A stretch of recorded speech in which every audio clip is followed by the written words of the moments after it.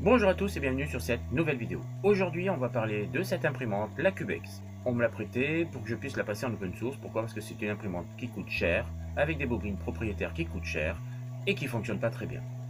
Donc, comme vous allez voir dans la vidéo, je vais d'abord vous présenter tous les éléments que j'ai mis dedans et ensuite on parlera de la programmation. Le problème de cette imprimante, ce que j'ai pas modifié mais que j'aurais pu modifier, c'est l'axe Y qui a tendance à se décaler si on la fait travailler trop vite.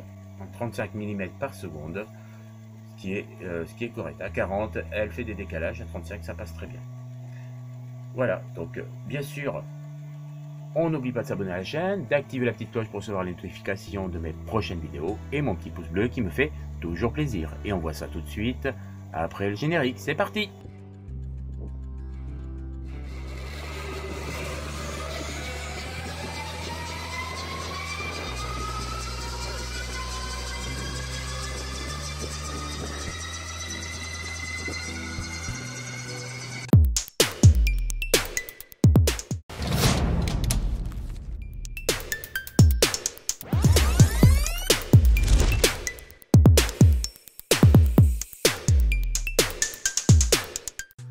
Alors, on commence par l'écran.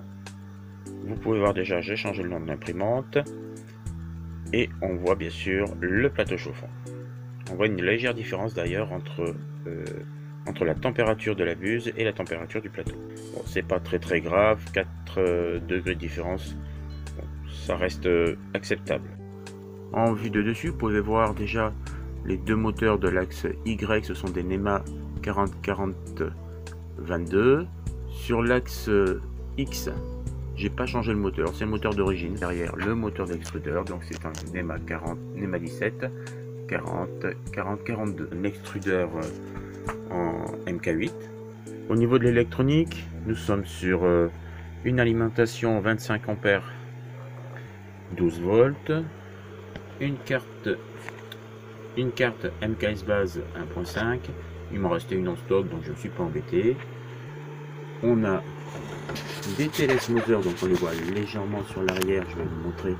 Voilà, ici on a un TLS Mother ici, un ici, et ici on a un troisième TLS Mother fait maison avec des diodes, et on en a un autre d'ailleurs qui est par là, voilà, sur deux éléments séparés. On peut voir ici qu'on a un SMOFET, donc celui-ci c'est celui de la cartouche de chauffe de l'extrudeur. Sur l'arrière on a celui du plateau. Vous pouvez voir que le tout est ventilé avec 3 ventilateurs, donc ce sont les ventilateurs d'origine que j'ai récupérés sur l'imprimante. Donc les deux premiers à gauche viennent refroidir toute la partie électronique et le troisième lui vient refroidir le SMOFET et en même temps il apporte de l'air frais sur le moteur de l'axe Z.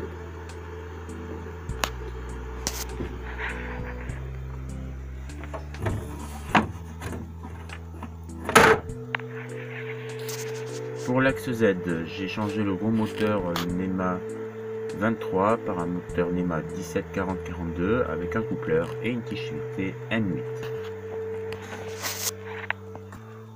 Au niveau du plateau chauffant, on est sur un plateau chauffant de chez Creality en 300-300 et comme on travaille en 275 sur 280, on a largement la place. Il pose sur un deuxième plateau en aluminium de 3 mm. Au niveau de la buse, on est sur une 3D V5. Donc vous pouvez voir sur l'arrière, j'ai changé bien sûr le support. On est tout simplement sur une tige filetée M8, comme j'ai dit précédemment. Et j'ai juste modélisé une pièce qui vient se fixer à la place de l'ancienne. Et voilà, on vient de voir tout ce qui est assemblage et composition de cette imprimante. Maintenant, on va parler du Cura. On prend le Cura de chez Ultimaker, la dernière version ou la version bêta, c'est comme vous voulez. Au niveau de l'imprimante à choisir, je vous déconseille de prendre celle de la Disco Easy 200 parce que déjà les G-codes c'est pas tout à fait ça et en plus ça génère des défauts. Donc moi j'ai pris celui de la CR10 auquel j'ai simplement modifié les dimensions de plateau qui correspond bien sûr à la zone de travail de mon imprimante. Pour le Marlin, j'ai pris le Marlin de la Disco Easy 200. J'ai rajouté le plateau chauffant, j'ai modifié bien sûr les dimensions du plateau pour le palpage au niveau du capteur et bien sûr la position du capteur par rapport à la buse.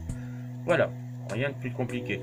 Si vous avez des questions, si vous voulez bien sûr les fichiers STL pour ceux qui voudraient faire évoluer leur imprimante, en tout cas ceux qui ont une Cubex, vous faites à la demande, vous me laissez un petit message et puis je vous les mettrai à disposition. Et puis il y en a certains d'ailleurs qui se trouvent déjà sur Thingiverse, comme les capteurs de fin de course en X et Y, que vous trouverez assez facilement. Voilà, si cette vidéo vous a plu, bien sûr je rappelle le petit pouce bleu, et puis je vous dis à la prochaine vidéo. Salut, ciao ciao.